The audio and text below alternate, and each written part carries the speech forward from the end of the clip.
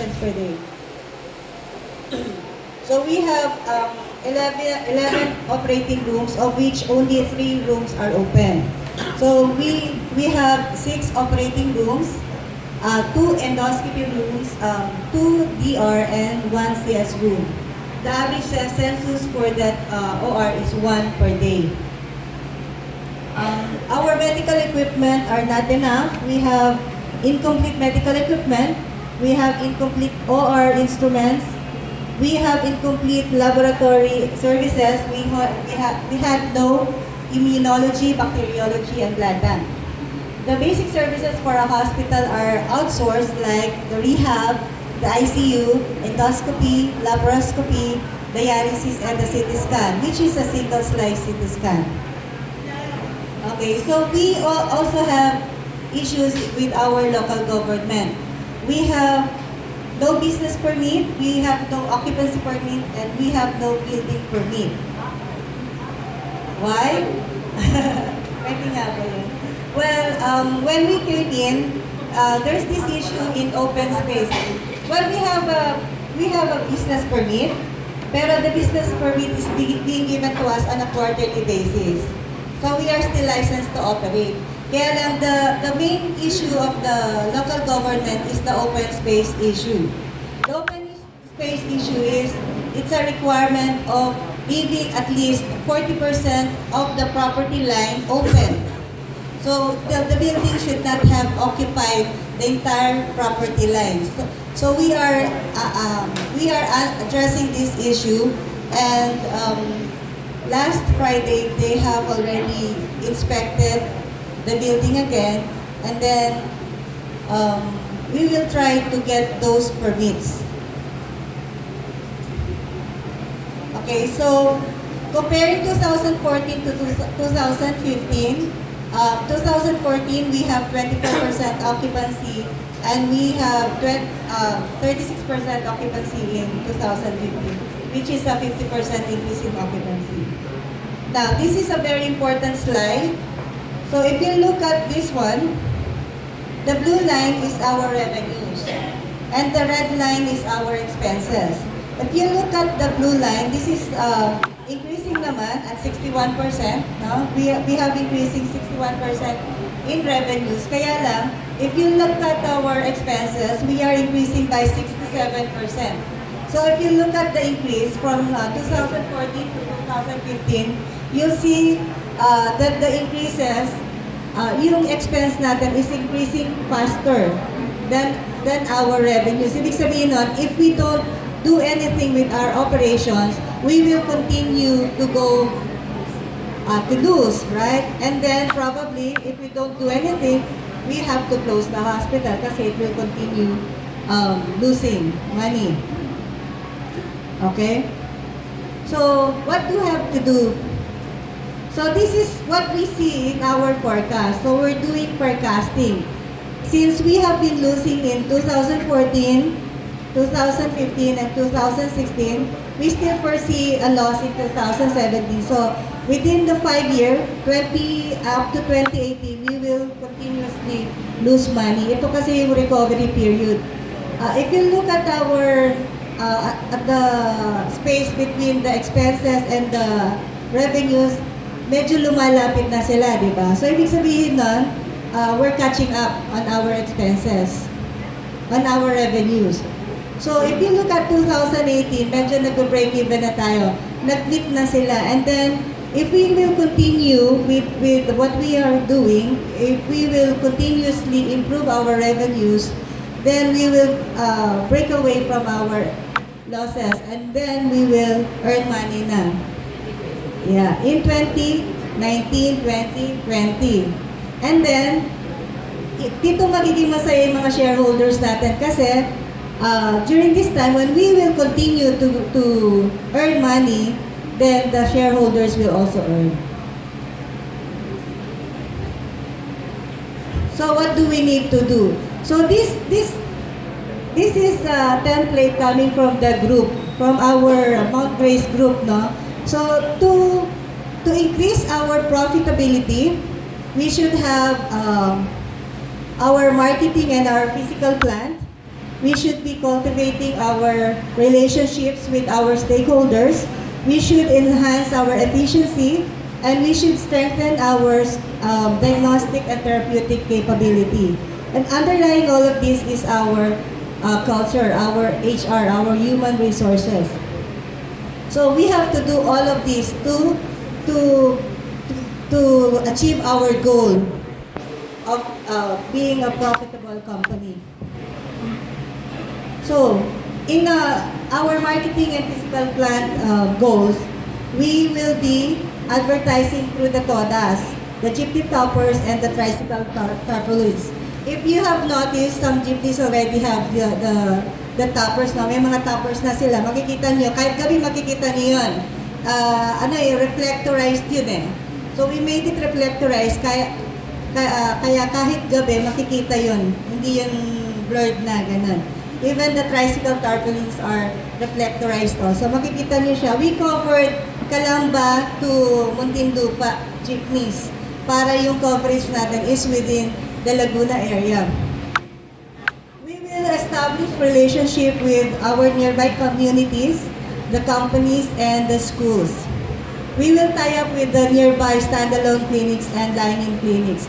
Since we are the only tertiary hospital in Laguna, we can, in San Pedro, no, we can cover those smaller hospitals needing more critical care. We will train our frontline staff on customer service. We will enhance our web presence and expand social networking. We are already doing the website design. So if we will be able to finish, we're targeting to have it up by end of September, yung website natin. The website will be www.westlakemed.com.ph. So we will relaunch our Kalusugan card. The Kalusugan card is a discount card. So we will be giving that to the community. That will be part of the marketing strategy. And then of course we will do customer service survey to know what the customers say about us. Of course, we will waterproof and repaint the external walls of the building. So, maraming leakages dito sa atin. We have already done some waterproofing dito sa baba. And there are lots more sa upper floors. So, we will do that. We will repaint the lobby. If you'll notice, we have already done sun repainting. Medyo maaliwalas na, no? If you have been here before, medyo mas malinis na yung lobby natin ngayon.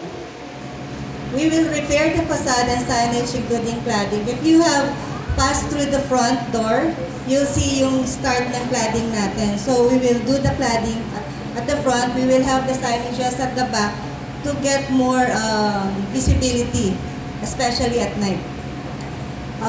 We will transfer our OR to the 6th floor. So currently the OR is in the 2nd floor, which is not a nice area to have a sterile space, no? So we will have it farther up to the hospital area. Ang problem kasi if we have it in the 2nd floor, medyo madumi. Masyadong high traffic ang 2nd floor. If you will move it up to the 6th floor, medyo wala na masyadong traffic. The issue with that only is that the fire code does not allow the critical areas or the OR to be located anywhere higher than the 2nd floor. So we're talking to the fire department to allow us to do that. And we will finish the 7th floor as offices and the auditorium. Currently, there's no 7th floor actually before. We just created the 7th floor. It used to be the deck. So right now, we just covered it with roofing, and then that will become our offices and the auditoriums. Okay, so after all of this construction, we will have 110 beds. 110 beds, including 14 ICU beds. So we will have 3 suites, 37 standard privates, 34 small private, 10 semi-private, and 12 4-bed wards. We will have 5 operating rooms, 2 sales rooms, and 2 labor and delivery rooms. We will have 2 outpatient surgery rooms.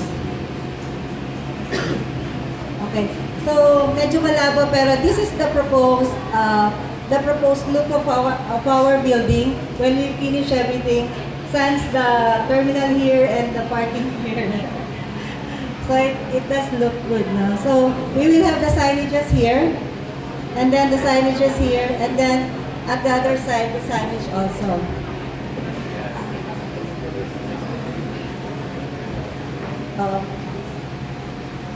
So for the MD relationship, we will do training of our staff. We will have accreditation of our MDs by the HMOs. We are hiring hospitalists and assign a team leader. So we will be giving competitive compensation to entice quality MDs. We have already done this. We have, how many hospitalists already? We have completed the roster for all specialties, no? Yung internal medicine, pediatrics, and then the OB. We have 19 hospitalists all in all. So that when at night, walang doctor, may doctor namang titingin sa mga pasyente. And we will assure 100% coverage of clinic schedules by the departments. So we will, if ever there are some patients needing checkup, we will have to have one doctor that will take care of that patient.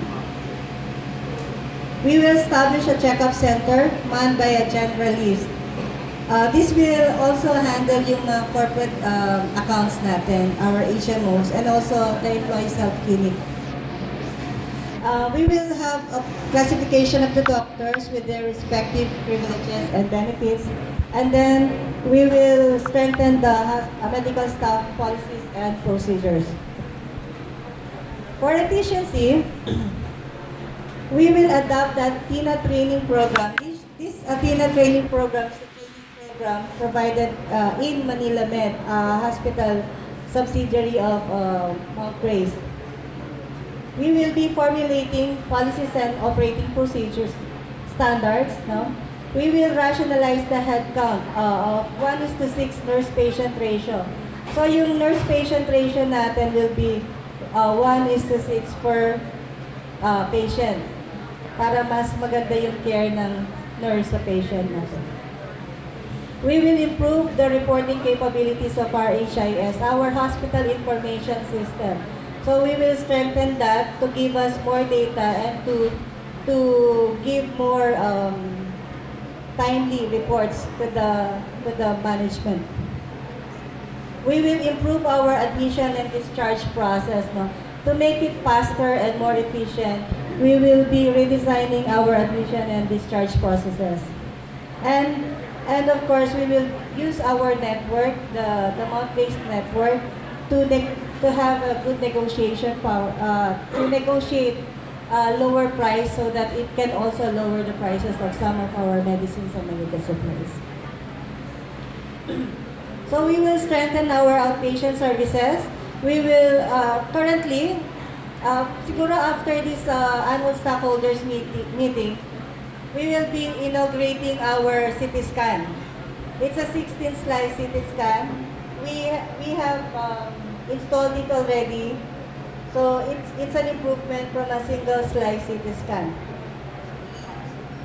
We will have our LIS and our PACS. These are laboratory information system and radiology information system para mas mabilis yung processes natin.